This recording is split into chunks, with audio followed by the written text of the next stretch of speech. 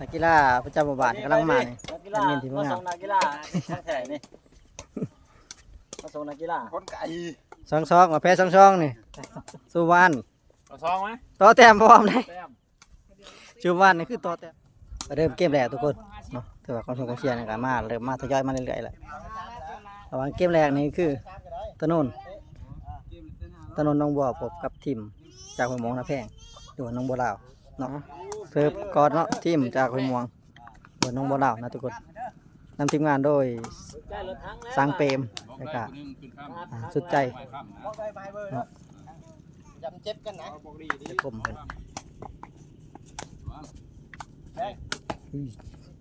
เอาโอ้สันเบสแต่ว่าลงงามสวยงามขนาดเป็นทีมทั้งอันต้องพวกเราเสิร์ฟต่อเนาะแน่ยังก่อน1-1อยู่ทุกคนส่งอยู่มาโน่นเตะมันยังบ่ตายทุกคนตัวเป็นแตบทั้งถนนเนาะบอลติงทั้งมันดอนเนาะบอลด้วยสมุนหรือว่าลูกทีม2-3คนเนาะแต่ถ้าถนนเจอกันก่อนคนวะน้องพวกเราเตะหลอดไปเป็นแต้มทั้งถนน3-1ถนนเสริมลงไปดูนี่ได้หรือเปล่าของโบราณส่งคืนเตะดูนี่เรียบร้อยสันเปรมจัดการเนาะแต่ว่าเป็นมือเตะจากมือมอง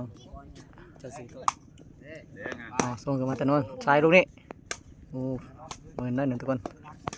คล้ายๆเนาะเตะดูนี่คือว่าบวความเนาะเป็นทางถนนเสริมอีกทีหนึ่งทุกคนโบราณซ้ายลูกดิตัวเรียบร้อยโอ้สวยงามตรงนี้เนาะถือว่า3-4คะแนนตอนนี้แก้ไขลงโบราณซ้ายสัดแบกลงตรงลงงามทุกคนดูเดือดแห้ง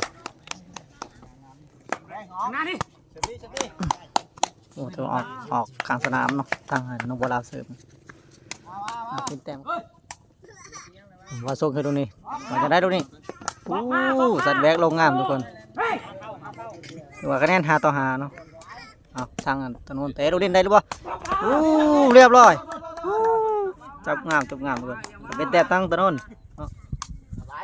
นส่งขึ้นคว้าลูกนี่ว่าพลาดไปทุกคนถึงต่อเนาะ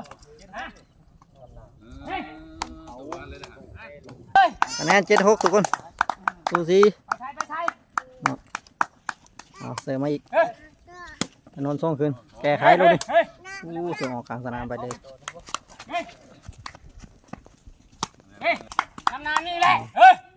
ถนนส่งขึ้นลูกนี่สายดูดิแก้ไขเตะจับเลยทุกคนทั้งน้องบัวลาวนำอยู่9-6ทุกคนเติมฝาดไปเป็นจิตเก่าเนาะติดบล็อกทุกคนแก้ตรงนี้เนาะถือว่าแตกตัวเลยแต่เป็นแต้มทั้งน้องบัวลาวนำไปต่ออีก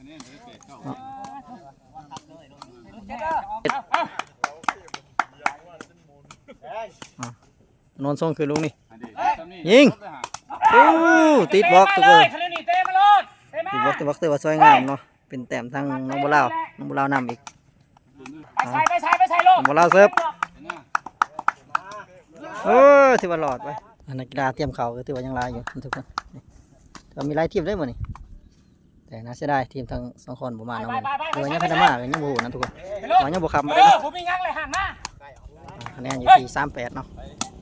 ส่งคืนโดนเตะสวัสดิ์หลอดบล็อกไปทุกคนสวยงาม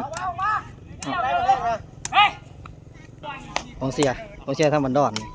มาคือเก่าตัวมาประจำนะท่านไปโดนบันดอนเนาะตัวมอเตอร์ใหญ่เพิ่นเสียดอนคะแนนสุด4ทุกคนกระโดดเสือไปน้องบัวลาวเตะตรงนี้ได้ปะพลาดไปนะเสียดายทุกคน0-3ตอนนี้เนาะคะแนนจะดูเดือดแห้ง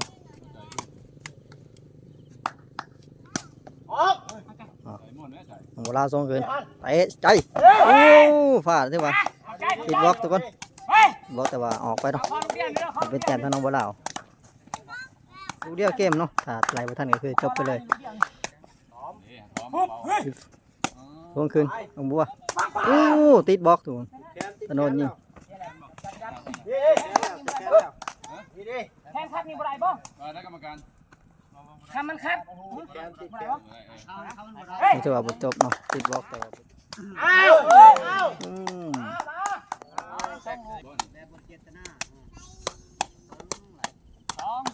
12-14ทุกคนคือว่านำอยู่2ลูกเนาะของเราสเตทลูกนี้ก็สวยงาม